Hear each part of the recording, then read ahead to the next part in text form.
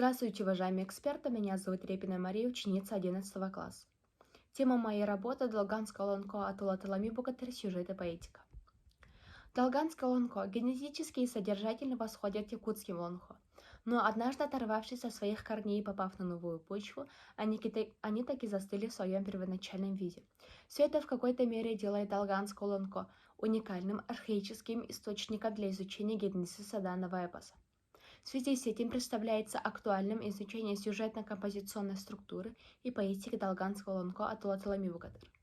Целью исследовательской работы является исследование сюжетно-композиционной структуры и поэтики Долганского лонко Атула Талами Богатырь. Лирический эпос играл немаловажную роль в жизни долганского народа.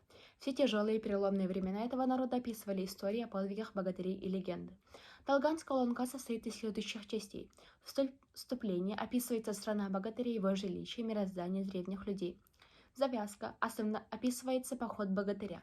Основная часть описывается схватки богатырей, их подвиги. Заключительная часть – победа богатырей, возвращение в родные места.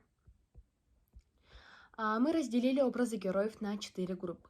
К первой группе отнесен главный герой лонко богатыря Талами, ко второй группе противники и враги богатыря, к третьей – образы женщин, к четвертой – мифологические образы в данном эпосе.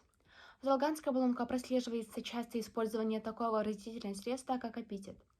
Образные определения придают лонко яркость и насыщенность. В ходе исследовательской работы эпитеты разделили на 3 группы, связанные с богатырем Аталами, с природой, с противниками богатырей, сражениями с Аталами. В ходе анализа изобразительно-выразительных средств выяснили, что для долганских лонко характерны короткие эпитеты.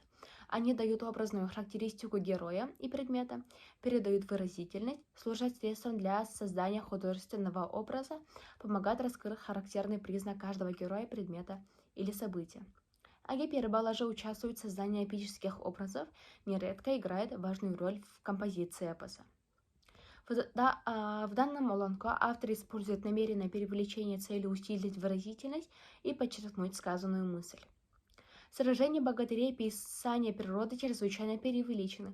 Этот прием делает художественный текст выразительнее, помогает точнее передать эмоции.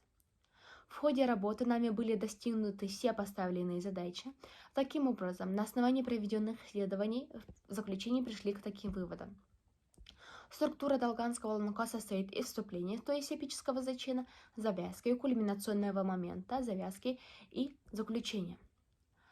Героев лонко Атула Талами Богатырь составляют сам Аталами Богатырь, противники, женщины и мифологические образы. Выяснили, что в долганском лонко чаще всего используются простые эпитеты. В долганском лонко автор использует намеренное преувеличение целью усилить выразительность и подчеркнуть сказанную мысль. После прочтения поняли, что сражения богатырей и описание природы чрезвычайно преувеличены. Этот прием делает лонко выразительнее, помогает точнее передать эмоции.